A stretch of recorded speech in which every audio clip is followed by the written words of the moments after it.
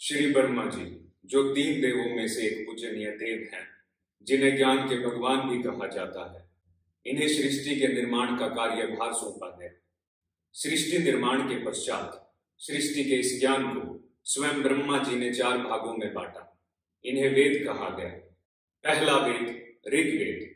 इसमें उन्होंने 10,627 मंत्रों की सहायता से विभिन्न देवताओं के वर्णन और ईश्वर की स्तुति का ज्ञान दिया। दूसरा वेद यजुर्वेद। इसमें उन्होंने 1975 गद्यात्मक मंत्रों की सहायता से कार्य और यज्ञ की क्रियाओं का ज्ञान दिया। तीसरा वेद सामवेद। इसमें उपासना हेतु श्री ब्रह्मा जी ने 1875 संगीतमय मंत्रों को लिखा। चौथा वेद अथर्ववेद। इसमें उन्होंने 6577 कवितामय मंत्रों की सहायता से गुण, धर्म, आरोग्य एवं यज्ञ का ज्ञान दिया।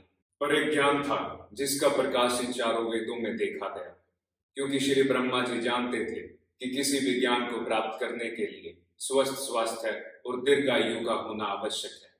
इसीलिए उन्होंने इस ज्ञान का जन्म किया, जिसे आयुर्वेद कहते हैं। आयुर्वेद में निरोगी होकर जीवन व्यतीत करना ही धर्म माना गया है। इस ज्ञान को उन्होंने सबसे पहले अपने प्रिय पुत्र दक्ष प्रजापति को दिया।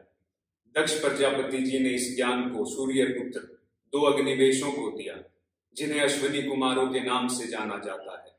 अश्विनी कुमारों को आयुर्वेद के आदिचार्य भी माना जाता है। इस ज्ञान के महत्व को देखते हुए स्वयं इंद्रदेव ने अश्विनी कुमारों से इस ज्ञान को ग्रहण किया। इस ज्ञान को किसी एक मनुष्य के लिए सीखना असंभव था। इसीलिए इंद्रदेव ने इस ज्ञान को 3 भागों में बांटकर औषधियों का ज्ञान श्री आत्रेय ऋषि को, शल्य चिकित्सा का ज्ञान धन्वंतरी देव को और बाल चिकित्सा का ज्ञान श्री कश्यप ऋषि को दिया। पृथ्वी पर इस ज्ञान को विस्तृत करने का भार भी इन्हें सौंपा गया। श्री आत्रेय ऋषि के 6 शिष्य हुए। अग्निवेश इनमें प्रमुख थे। उन्होंने इस ज्ञान को लिखा, जिसे अग्निवेश तंत्र कहते हैं। फिर उन्हीं के शिष्य आचार्य चर्क ने इसका विश्लेषण चर्क संहिता में किया। धन्वंतरी जी इस ज्ञान को काशीराज को देकर ऋषि आत्रेय के साथ देवलोक वापिस लौट गए।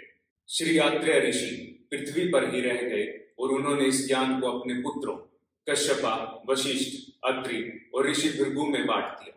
इस प्रकार आयुर्वेद का ये ज्ञान पृथ्वी पर फैलता चला गया और आज भी किसी न किसी रूप में हमारे बीच मौजूद है।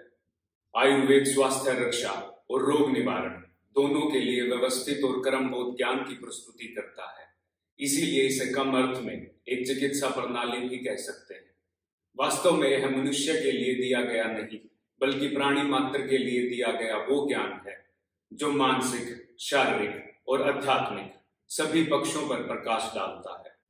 महर्षि चर्क ने भी कहा है, जिसमें हितायु, अहितायु, सुखायु और दुखायु का वर्णन हो, आयु के लिए हितकर व अहितकर, द्रव, गुण, कर्म का भी वर्णन हो एवं आयु का मान व उनके लक्षणों का वर्णन हो, उसे आयुर्वेद कहते हैं। इससे स्पष्ट होता है कि आयुर्वेद के ये सिद्धांत किसी व्यक्ति विशेष, जाति या देश तक सीमित नहीं है। ये सार्वभौम्य है। जिस प्रकार जीवन सत्य है, उसी प्रकार ये सिद्धांत और नियम भी सत्य है।